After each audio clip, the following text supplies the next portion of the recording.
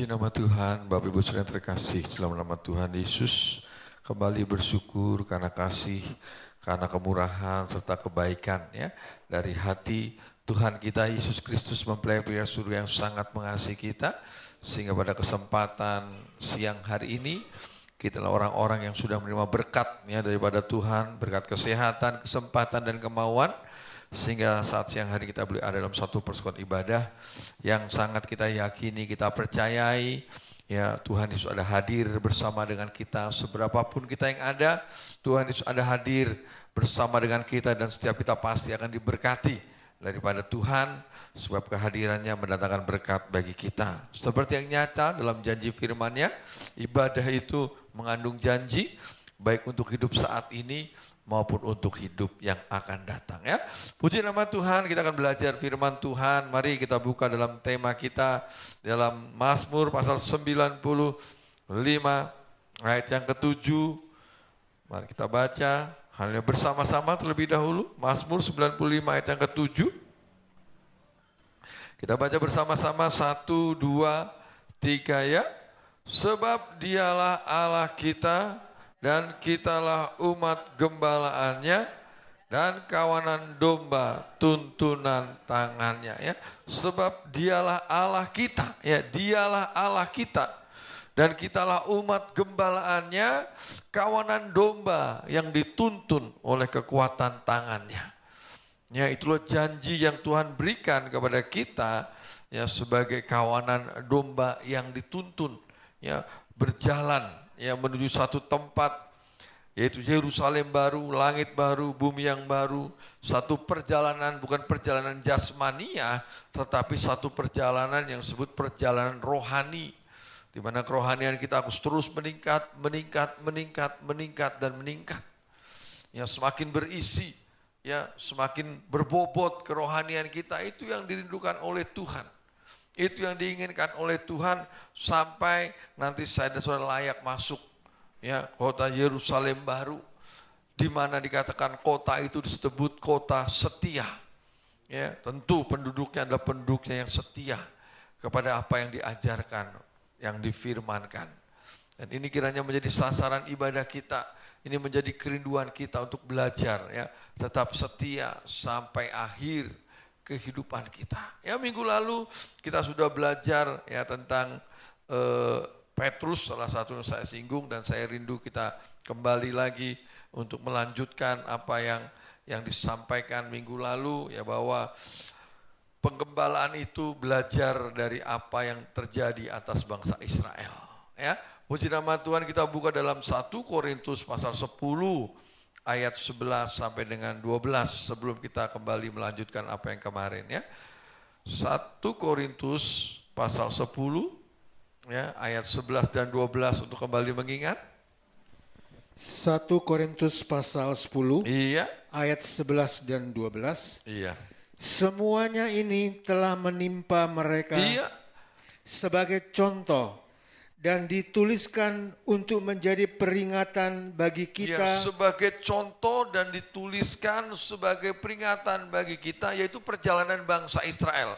Perjalanan penggembalaan bangsa Israel. Kalau saudara baca perikopnya, Israel sebagai suatu peringatan terus. Yang hidup pada waktu di mana zaman akhir telah tiba. Jadi semuanya itu menjadi peringatan, menjadi contoh buat saya dan saudara yang hidup di zaman akhir ini terus. Sebab itu siapa yang menyangka bahwa ia teguh berdiri. Ini yang menjadi peringatan. Siapa yang menyangka bahwa dia itu teguh berdiri. Hati-hatilah. Iya. Supaya ia jangan jatuh. Iya, tapi diperingati, hati-hati. Supaya ia jangan sampai jatuh. Ya, atau dengan kata lain, jangan sampai kita itu menjadi orang yang terlalu percaya kepada kekuatan diri kita sendiri. Memang agak berbeda dengan apa yang diajarkan dunia. Ya, kalau dunia, dalam dunia bisnis, dalam dunia pekerjaan, dalam dunia usaha, oh kamu harus percaya sama sama diri kamu harus yakin kamu bisa, kamu mampu. It's okay. Tetapi dalam kerohanian tidak seperti itu, saudara. Iya, kalau saudara semakin kaya, iblis seneng, saudara. Ya, udah apa-apa, iblis tidak akan ganggu. Tetapi kalau soal kerohanian, saudara semakin kaya di dalam rohani, iblis yang gak suka. Ya, sehingga iblis akan berusaha mengganggu. Dan saat saudara menggunakan kekuatan saudara sendiri, seperti pujian yang sering kita nyanyikan, dengan kekuatanku aku tidak mampu. Pasti tidak mampu. Jadi yang dimaksudnya untuk perkara-perkara rohani, saudara nggak akan mampu untuk hidup berkenan di hadapan Tuhan kalau saudara dengan kekuatan saudara sendiri. Menganggap saudara itu sudah hebat. Ya, menganggap saudara itu sudah tidak akan jatuh. Hati-hati. Ya, supaya kamu jangan jatuh. Ya, minggu lalu kita belajar tentang Petrus, bagaimana Petrus dituntut untuk ditampi, saudara. Ya, dan kita belajar sebentar karakter Petrus, kita lihat ya karakter Petrus dulu. Kita lihat sebelum kita kembali, Matius pasal 16 ayat 21 sampai dengan 22. Matius, saya sudah singgung dalam ibadah komuda tadi malam, ya, Matius pasal 16 ayat 21 dan 22. Matius pasal 16 ayat 21 dan 22. Iya. Sejak waktu itu Yesus mulai menyatakan kepada murid-muridnya bahwa ia harus pergi ke Yerusalem, Iya. dan menanggung banyak penderitaan dari pihak tua-tua, imam-imam kepala dan ahli-ahli Taurat, lalu dibunuh dan dibangkitkan pada hari ketiga. Iya. Tetapi Petrus menarik Yesus ke samping. Kita bisa lihat karakter Petrus, tetapi Petrus menarik Tuhan Yesus, saudara, terus ke samping dan menegur dia. Ditegur. Tuhan Yesus saja ditegur sama Petrus, saudara. Terus katanya, Tuhan, kiranya Allah menjauhkan hal itu. Iya. Hal itu sekali-kali takkan menimpa engkau. Wah, kesannya Petrus lebih rohani dari Tuhan Yesus, saudara. Ini hebatnya yang punya nama Petrus, saudara. Iya, ditarik ke samping. Gak boleh ngomong begitu, Tuhan Yesus. Ya, Allah sekali-kali tidak akan terjadi atas hidup kita. Nah, dia pasti akan tolong, ditambahin mungkin. Wah, dia akan bela, dia akan pelihara. Tidak mungkin. Ini karakter Petrus, saudara. Karakter yang meluap-luap. Tidak ada takutnya Petrus itu, saudara. Ya, saat Tuhan Yesus mau ditangkap, saudara, dia bawa pedang. Yang lain gak bawa pedang, dia bawa pedang sendiri, saudara. Iya, di Taman Getsemani, begitu ahli Taurat datang bersama Yudas Iskariot, wah, gerombolan itu datang, dikeluarin pedang, langsung dihajar. Just, putus kupingnya si Malkus namanya. Putus. Jadi Petrus itu punya karakter yang meledak-ledak, enggak takut, saudara. Sampai Tuhan Yesus sendiri ditegur. Tuhan Yesus, baru kali ini saya ditegur sama anak buah. Iya, karena Petrus memang memiliki karakter yang meledak-ledak, yang meluap. Ya, coba kita baca satu lagi ya untuk menguatkan. Pasal 26 ayat Matius ya, pasal 26 ayat 31 dan 32. Untuk kita mengerti mengapa sampai Tuhan Yesus mengingatkan itu ya dalam Lukas ya. Pasal 26 ayat 31 dan 32. Matius pasal 26 ayat 31 dan 32. Iya. Maka berkatalah Yesus kepada mereka, malam ini kamu semua akan tergoncang imanmu karena aku. Iya. Sebab ada tertulis, aku akan membunuh gembala dan kawanan domba itu akan tercerai-berai. Iya. Akan tetapi sesudah aku bangkit, aku akan mendahului kamu ke Galilea. Terus ayat 33, nah ini apa yang dikatakan Petrus? Petrus menjawabnya. Kembali lagi Petrus spontan menjawab, terus. Biarpun mereka semua tergoncang. Oh, biarpun semua tergoncang.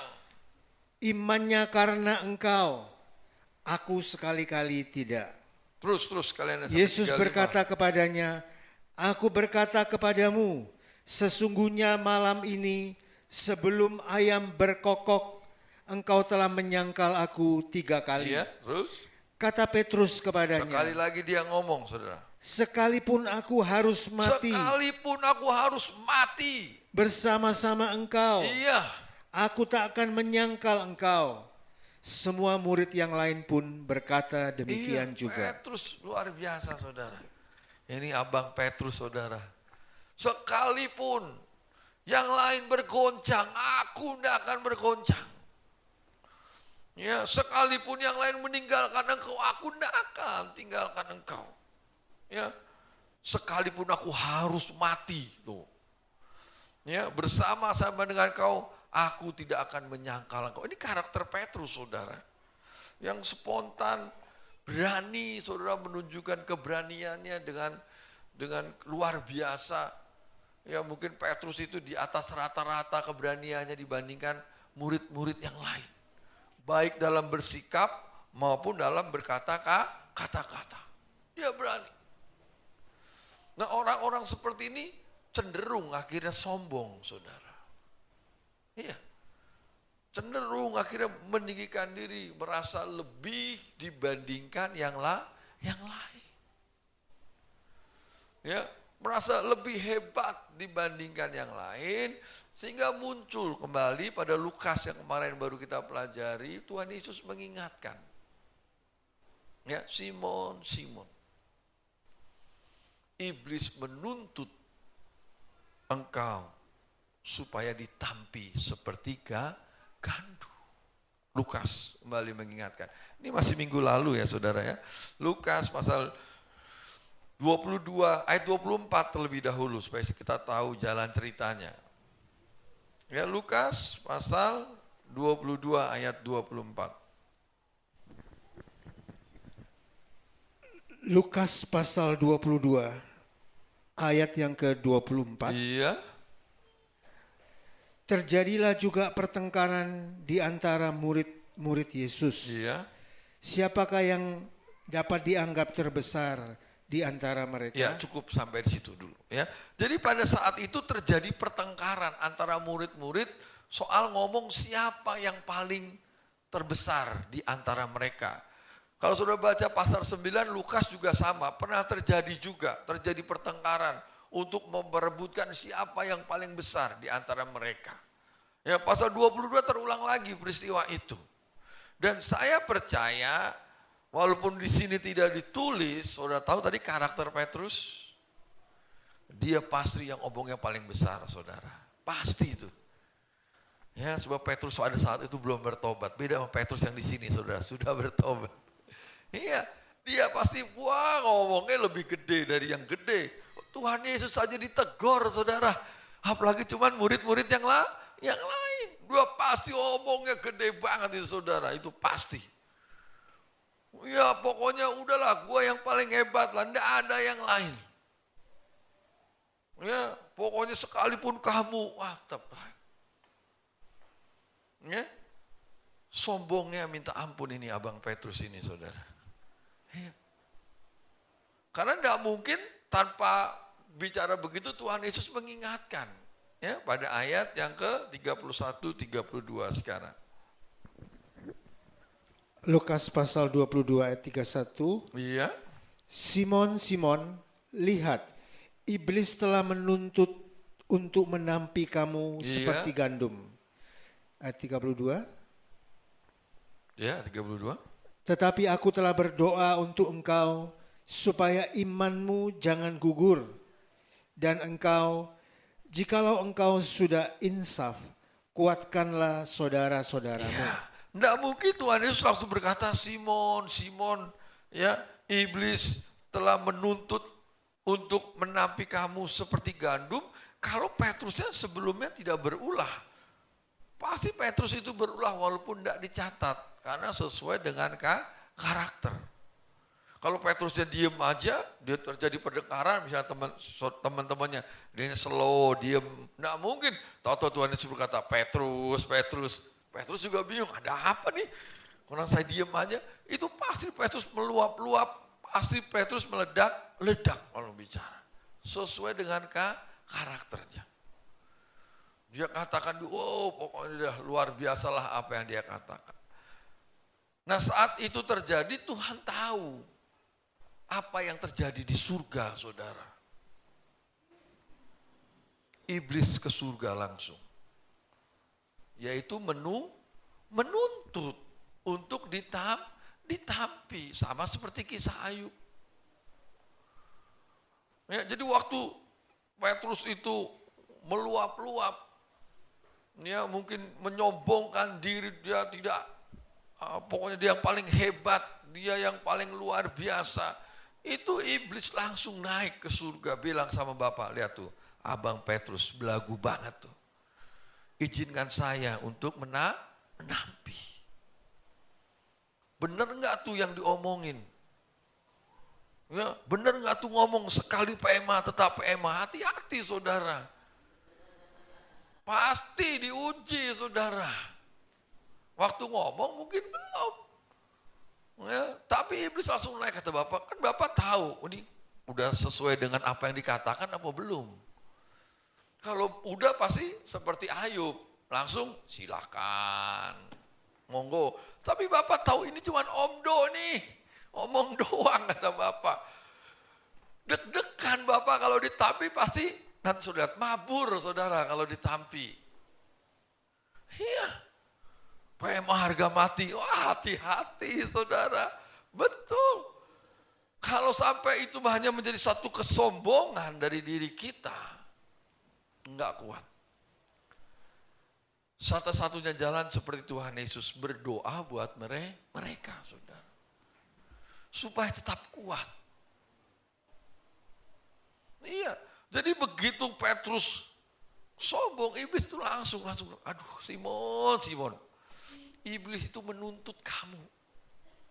Petrus tidak tahu, tapi Tuhan Yesus tahu, karena itu karakter iblis juga, suka mendakwa. Firman Tuhan katakan dalam Wahyu siang dan malam. Itu karakter iblis. Begitu saya dan saudara ada kesalahan langsung. Kata siang dan malam itu enggak mengenal waktu yang dimaksud. Jadi begitu melihat anak-anak Tuhan itu melakukan kesalahan, dosa, pelanggaran, langsung tuh lihat tuh. Anakmu tuh enggak beda kan sama anak gua katanya. Hidupnya sama kan? Iya saudara. Itu kalau Bapak punya muka merah tuh mukanya saudara. Tapi saya tidak tahu Bapak punya muka apa enggak saudara. Karena Bapak itu roh saudara. Ya, hanya Yesus saja yang punya ya tubuh. Ya, tuh, sama kan sama anak gua, ketukar aja itu. Padahal anak gua itu cuma nyasar aja ke gereja itu. Iya, karakternya, sifatnya sama. Tapi Bapak bilang, enggak, itu anak saya. Boleh diuji enggak itu anakmu atau anakku? Itu nyasar aja anakku itu. Iya, saudara. Bapak tahu ini kuat atau tidak diuji. Ya, Bapak tahu. Yesus tahu bahwa kalau Petrus itu diuji tidak kuat. Ya, sehingga dia katakan aku berdoa buat kamu. Saudara tahu kalau Tuhan Yesus berdoa itu kayak apa? Seperti Ibrani pasal 7. Sampai dia meraung. Ya, seperti orang bersalin, saudara. Sakit. Dia tanggung terhadap sakitnya itu, saudara. Itu kalau Tuhan Yesus bergumul berdoa. Ya, jadi iblis itu suka menuntut. Ya, dia langsung naik ke surga menuntut Bapa, izinkan aku menampi. Ya, supaya nampak benar-benar enggak apa yang diomongin. Ya, kalau saudara bilang, makanya harus sesuai dengan kekuatan rohani saudara. Ya, kalau kita berbicara supaya saya dan saudara tetap kuat di dalam Tuhan. Ya. Makanya lebih baik berkata dengan pertolongan Tuhan. Ya, mulai beberapa waktu ya setiap janji nikah di tempat ini selalu saya ingatkan, ditambahkan, ya saya berjanji dengan pertolongan Tuhan. Ya, apakah kamu bersedia ya menerima dalam keadaan sakit, sehat kan gitu? yang menjawab harus dengan, ya saya bersedia dengan pertolongan Tuhan. Sebab kalau nggak pertolongan Tuhan nggak bisa, saudara, nggak kuat. Saudara mau setia kepada istri, saudara mau setia kepada suami, nggak kuat. Kalau dengan kekuatan saudara.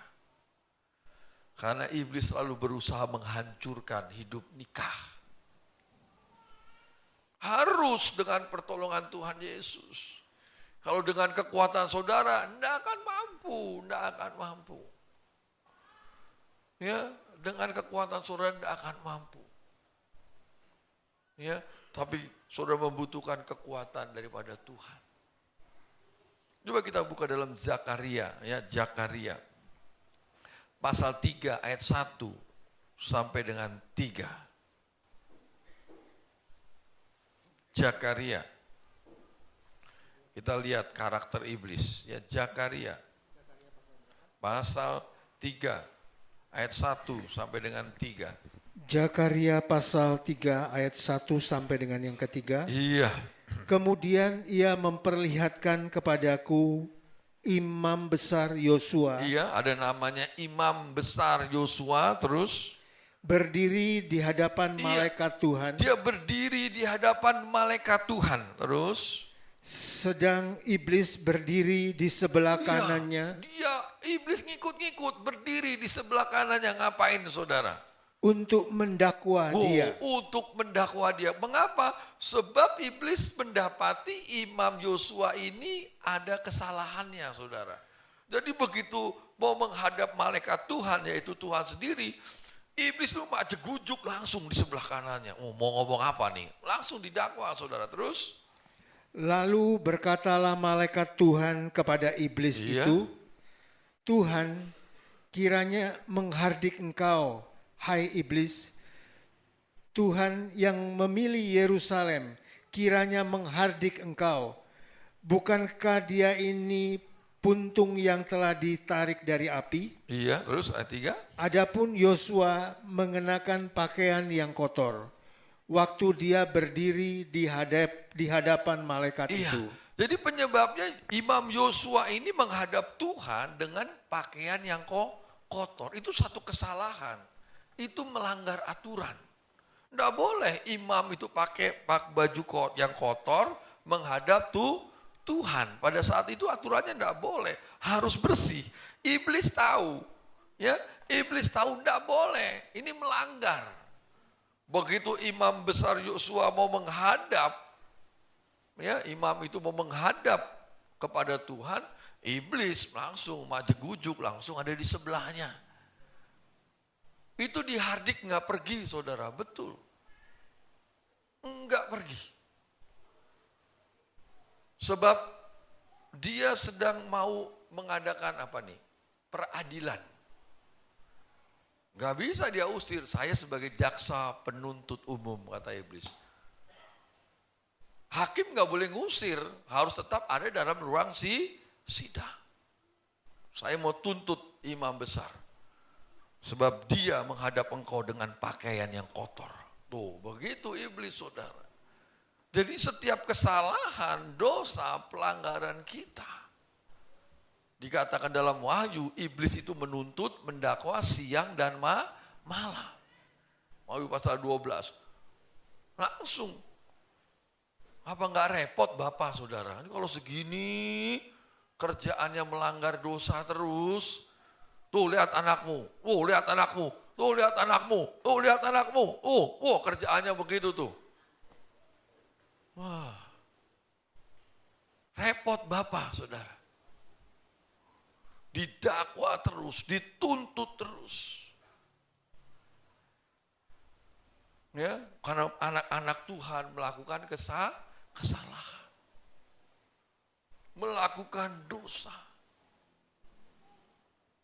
Ya. Jadi iblis terus mendakwa. Ya, membuat saya dan saudara tidak bisa bergerak pada akhirnya. Sebab membuat saya dan saudara itu namanya terkena kasus surgawi, saudara. Sebagai terdakwa. Ya, sebagai terdakwa. Iblis menuntut. Iblis pasti akan minta keadilan kepada Bapa. Jangan begitu Bapa, engkau nggak berlaku adil. Dulu saya begitu salah langsung dibuang. Nggak pakai pengadilan. Iya loh, iblis nggak pakai pengadilan, saudara. Langsung dibuang.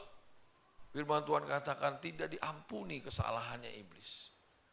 Tapi bersyukur lewat Yesus. Dia berdiri sebagai pembela. Dia sebagai pembela. Ayat 4-nya coba.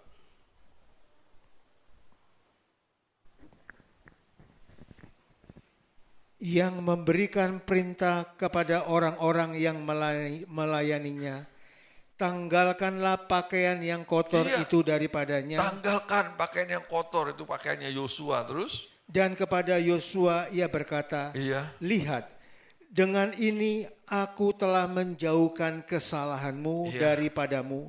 Aku akan mengenakan kepadamu pakaian pesta. Ya. Tetapi kembali ada satu pembelaan yang luar biasa. Ya, tanggalkan pakaian itu. Ganti dengan pakaian pesta atau pakaian yang bersih. Pakaian yang layak, yang boleh dipakai untuk menghadap Tuhan. Kalau Imam Yosua sudah memakai pakaian itu, iblis tidak bisa lagi mendakwa. Tidak bisa. Atau dengan kata lain, kalau Imam Yosua itu mau membereskan pakaian itu, bicara apa saudara? Perbuatan, tingkah lakunya. Membereskan kehidupannya, selesai, sudah selesai. Iblis tidak bisa mendakwa lagi.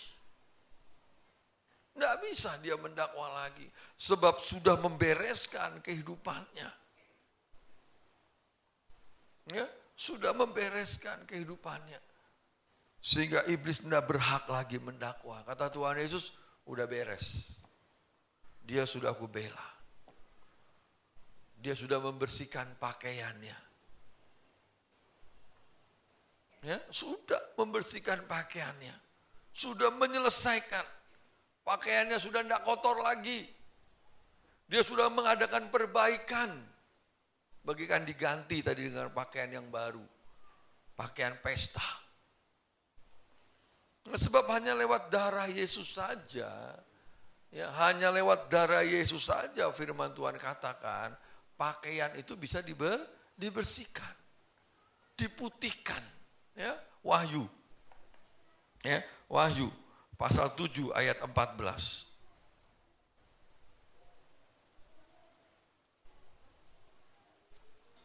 Wahyu. Maka kataku kepadanya. Pasal 7 ayat 14 ya. Wahyu pasal 7 ayat 14. Maka kataku kepadanya, Tuanku, Tuhan mengetahuinya.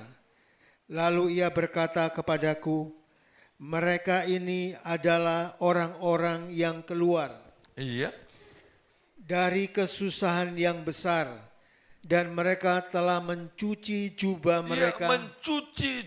mereka, dan membuatnya putih di dalam darah anak domba. Jadi untuk membersihkan kelakuan, pakaian itu bicara kelakuan, perbuatan, itu hanya bisa dibersihkan lewat mencelupkan ke dalam darah anak domba. Yang kalau dalam Yohanes dikatakan itu mengaku dosa.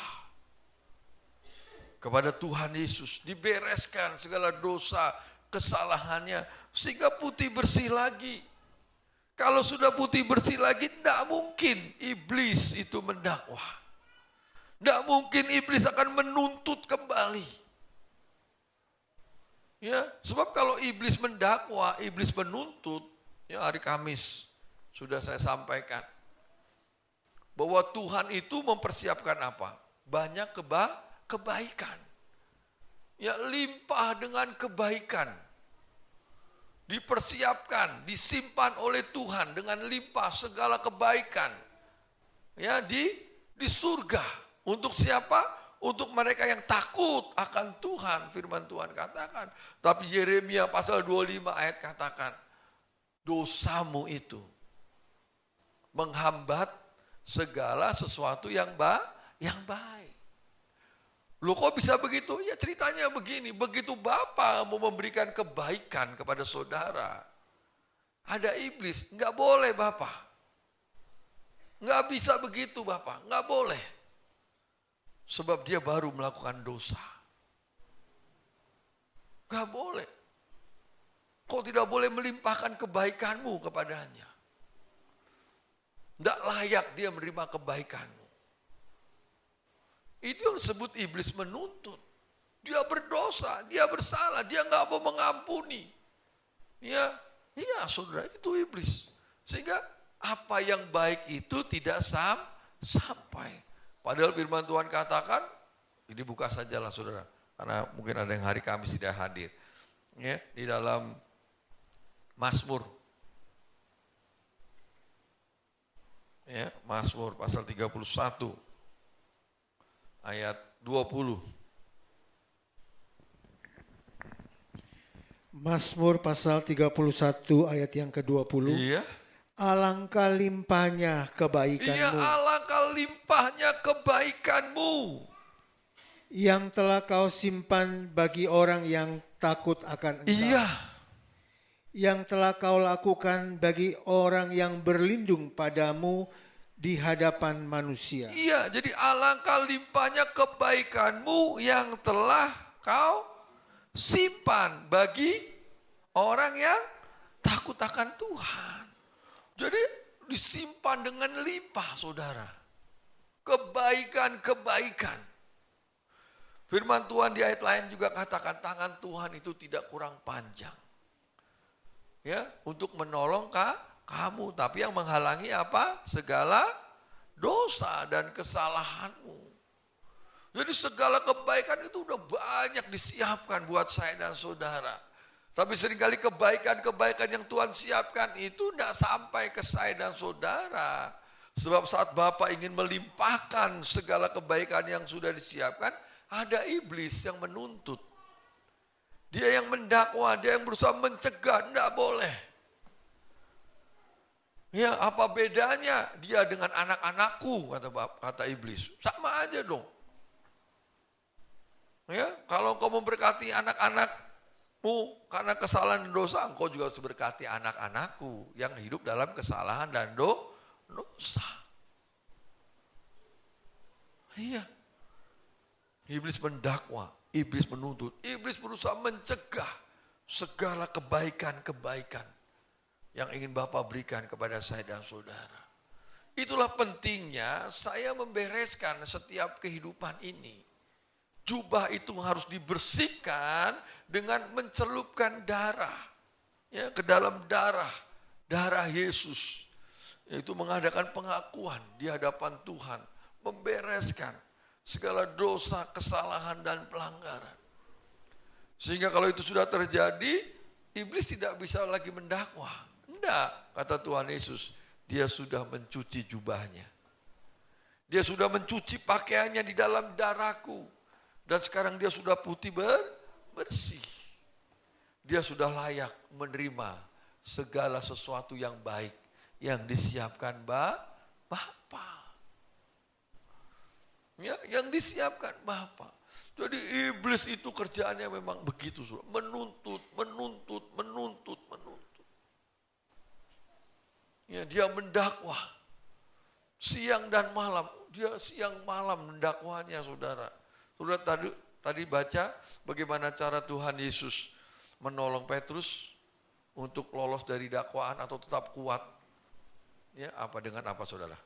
Berdoa. Iblis mendakwa siang dan malam. Saudara berdoa berapa lama saudara?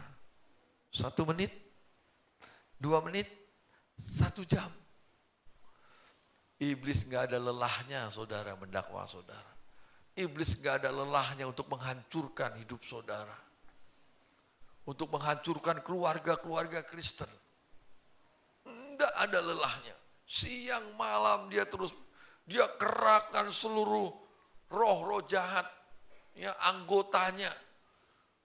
Untuk menghancurkan setiap keluarga. Menghancurkan hubungan suami istri. Anak orang tua. Ya, dia siang dan malam. Makanya harus banyak berdoa, saudara. Mohon kekuatan daripada Tuhan. Ya karena itu kan peperangannya di alam roh, kita tidak tahu. Kita mah kelihatannya baik-baik saja, nggak apa-apa, fine-fine saja. Ya, kita tidak melihat secara mata jasmani kita. Ya, tapi seperti Mazmur Daud katakan, saat aku masuk ke dalam tempat kudusku, Mazmur 73. Sesungguhnya aku melihat Engkau menaruh mereka di tempat-tempat yang licin, terpleset dan jatuh, hancur. Ya, hancur akhirnya. Karena itu mari Bapak Ibu Saudara yang terkasih oleh Tuhan, ya, belajar selalu memperbaiki kehidupan kita. Kita menyucikan kehidupan kita supaya iblis, ya, tidak mendakwa saya dan saudara siang dan malam. Jalannya sudah jelas, Tuhan beritahu, basuh dengan darahku. Ya, dalam 1 Yohanes katakan, mengaku dosa, maka ia setia dan adil akan mengampuni. Itu untuk membereskan masalah peradilan di surga, saudara. Begitu saudara datang minta ampun langsung, kasusnya selesai. Begitu saudara. Tapi kalau masih terus, tidak selesai-selesai. Kalau saudara punya tanah, ada kasus, bisa dijual nggak saudara? Nggak bisa. Nggak bisa saudara, ada kasus hukum, nggak bisa. Kalau saudara punya kasus hukum, bisa seenaknya pergi? Nggak bisa. Ada tahanan kota, tahanan negara. Nggak bisa. Ada banyak orang Kristen tidak mengalami perkembangan, pertumbuhan secara rohani, nggak bisa bergerak secara bebas di dalam Tuhan. Karena terkena kasus rohani sebenarnya saudara. Ya, adalah masalah-masalah rohani yang harusnya dibereskan di hadapan Tuhan. Ya, dengan mengaku dosa di hadapan Tuhan, diselesaikan. Ya, ada dalam Ibrani pasal 12 saya diingatkan, Ibrani pasal 12 ayat 1 saja. Sehingga kita tidak bisa melakukan pertandingan iman untuk membuat rohani kita itu semakin berkembang, maju. Ya, Ibrani pasal 12 ayat 1. Ibrani pasal 12 ayat yang pertama. Karena kita mempunyai banyak saksi, Iya, bagaikan awan yang mengelilingi kita. iya. Marilah kita menanggalkan semua beban dan dosa yang begitu merintangi kita. Karena itu begitu merintangi kita. Dan berlomba dengan tekun. Iya. Dalam perlombaan yang diwajibkan bagi kita. Iya, sehingga tidak bisa mengikuti perlombaan iman. Ya, padahal perlombaan iman itu berguna untuk meningkatkan kualitas iman kita. Tetapi karena selalu terjerat kasus, masalah hukum surgawi, saudara, itu pelanggaran dan dosa tadi, sehingga tidak diizinkan untuk mengikuti perlombaan iman. Andai kata mengikuti perlombaan iman pun, kalau sudah tetap beban dosa dan kesalahan, tidak akan bisa menang. Pasti kalah. Mendingan nggak diizinkan, percuma kau ikut perlombaan iman, pasti KO. Tetapi di situ iblis menuntut, udah biarin saja, ayo buktikan. Supaya ada banyak anak-anak Tuhan menjadi kecewa, saudara. Ya, kalau ayat bawahnya coba dikit lagi, langsung saja loncat pada ayat yang dikatakan supaya tidak lemah. Ayat 3. Ibrani pasal 12 ayat 3. Ingatlah selalu akan Dia. Ingatlah selalu akan Dia. Yang tekun menanggung bantahan yang sehebat itu terhadap dirinya dari pihak orang-orang berdosa. Iya, perhatikan. Supaya jangan kamu menjadi lemah Supaya kamu jangan menjadi lemah. dan putus asa. Dan putus asa, itu putus asa sebenarnya bukan putus asa, kelenger saudara dalam bahasa aslinya. Itu dalam bahasa Inggris apa fine gitu, pingsan gitu saudara. Ya, pingsan kalau dalam bahasa Inggrisnya pingsan, kalau dari bahasa sononya kelenger saudara. Ada banyak orang-orang Kristen akhirnya kelenger. Ya sudah cek bahasa Inggrisnya NIV kalau tidak salah yang begitu. Ya, kelenger, enggak bisa mengikuti pertandingan iman. Iblis menuntut untuk dipaksa, ikuti pertandingan iman, ikuti pertandingan iman. Udah waktunya dia mengikuti pertandingan iman. Menurut usia pertobatannya, ya menurut kesetiaannya tiap hari hadir ibadah di gereja. Ya, harus ikut pertandingan iman. Tapi Tuhan tahu ada beban, ada dosa yang belum diselesaikan. Kalau dia ikut pertandingan dengan menanggung beban dan dosa, pasti kelenger, saudara. Pasti kelenger. Ya, pasti tidak dapat menyelesaikan, pingsan, saudara. Ya, pingsan. Hingga harus ditanggalkan beban itu. Dan iblis itu tahu kelemahan-kelemahan saya, kelemahan saudara. Dia bisa menggunakan situasi yang luar biasa untuk menjatuhkan saya. Sehingga saya dan saudara menjadi lemah dan putus asa. Kecewa sama Tuhan akhirnya. Lemah dan putus asa. Ya kan itu mari tanggalkan. Iblis itu terus menuntut saudara. Selama saudara terjerat kasus rohani, saudara tidak akan bisa maju. Tidak akan bisa maju di dalam Tuhan. Tidak. Saudara hanya berkutat di situ saja. Sama seperti bangsa Israel, hanya muter 40 tahun. Pada perjalanan dari Mesir sampai Kanaan itu tidak sampai sebulan. Ya hamba Tuhan ada yang berkata, yang sering, ya semalam saya coba dengerin khotbah pendeta siapa saya tidak tahu itu. Tapi dia ahli soal Israel, sebabnya saya tertarik. Wah, ini bahasanya Ibrani dia khotbah saudara. Saya dengerin tadi malam. Cuma 22 hari dia bilang. Dia sampai tahu itu artinya mulai dari Mesir. Itu dia urutin perjalanannya. Wah ini hebat juga nih. Karena khotbahnya pakai bahasa Ibrani saudara. Lukius namanya kalau nggak salah.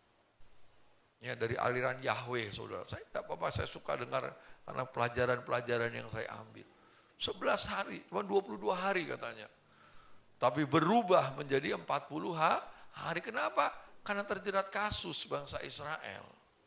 Nggak beres-beres kasus rohaninya. Muter aja di situ saudara. Iya, nggak bisa bergerak banyak akhirnya. Tapi firman Tuhan katakan mari tanggalkan segala beban dan dosa. Mengapa? Sebab itu begitu merintangi kamu. Ya, merintangi kamu. Ya, sehingga kita tidak bisa bergerak maju. Andai kata saudara paksakan saudara maju, akhirnya lemah dan pingsan, kelenger saudara. Tidak sampai ke tujuan. Makanya kasus-kasus rohani harus dibereskan di dalam Tuhan. Dengan membasuh dalam darah Yesus. Ya, kita kembali lagi sedikit lagi ke Petrus tadi. Ya kenapa ditampi saudara? Kenapa iblis ditampi? Sebab orang-orang yang sombong itu ringan saudara. Tidak ada bobotnya sebenarnya. Dalam Daniel, yang satu ayat lagi saja saudara. Daniel pasal 5. Ayat 25 sampai dengan 28. Daniel pasal 5. Ya, Daniel pasal 5.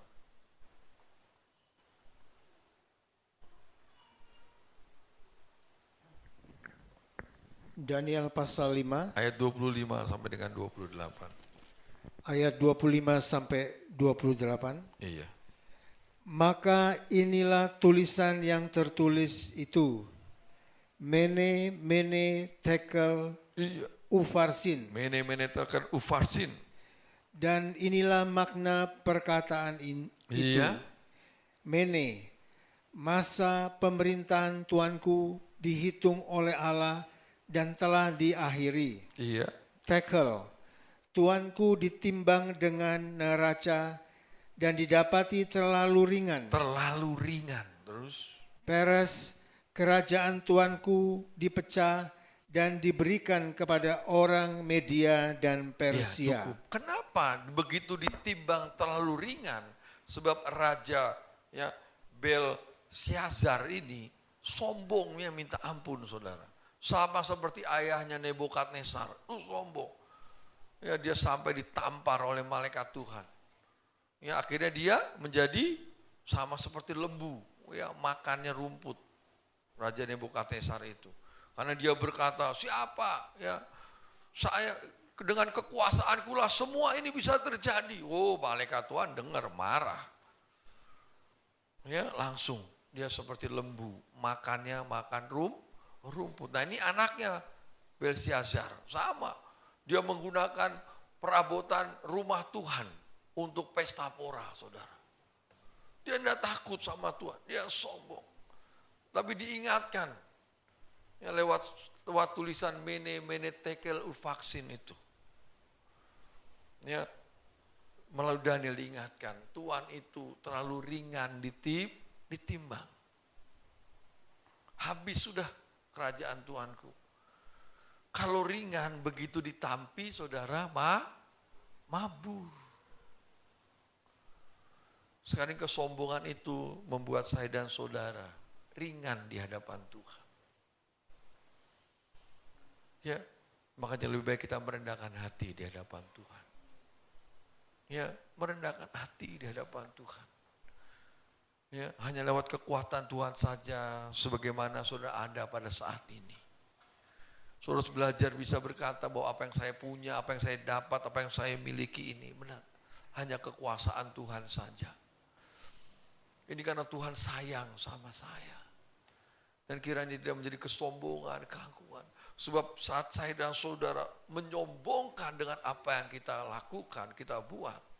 Saat itu iblis langsung menuntut untuk ditampi. Ya, untuk ditampi.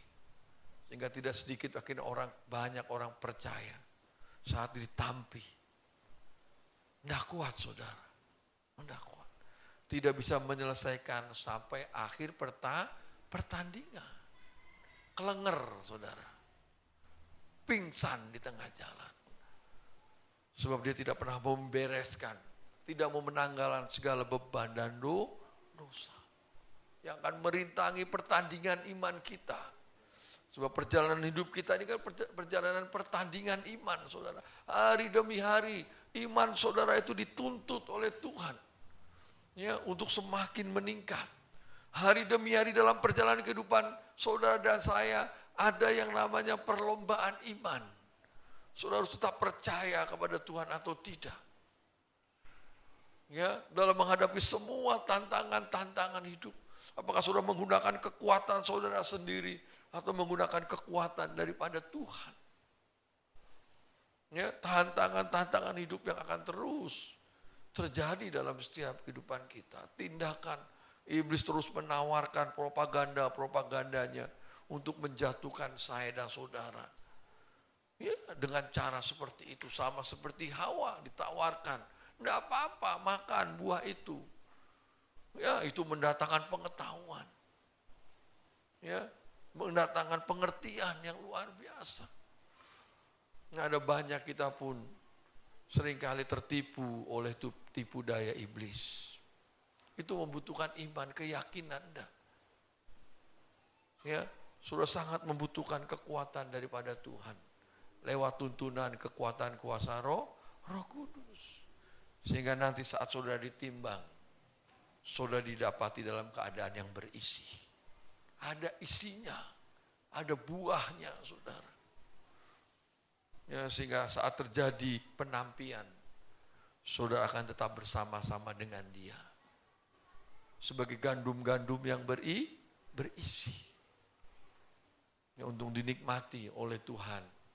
Untuk menyenangkan hati Tuhan. Ya, karena itu mari. Ingat, ada iblis yang suka menuntut saya dan saudara. Pada dasarnya Bapak itu sangat mengasihi saudara dan saya. Sangat-sangat mengasihi. Tapi apa daya kalau ada beban, ada dosa. Bapak katakan, tanganku bukan kurang panjang untuk menolong, untuk menyelamatkan. Bisa. Tapi ada rule, ada hukum, ada aturan yang sudah ditetapkan oleh Bapak sendiri. Ya, kan itu ada baiknya saya dan sudah suka membereskan setiap dosa, kesalahan dan pelanggaran kita di hadapan Tuhan. Supaya apa? Supaya segala yang baik yang memang Tuhan sudah siapkan buat saya dan saudara menjadi bagian kita. Itu tidak dicegah, itu tidak dihambat oleh jaksa penuntut umum, yaitu iblis, ya. Puji nama Tuhan, kita tutup Alkitab kita.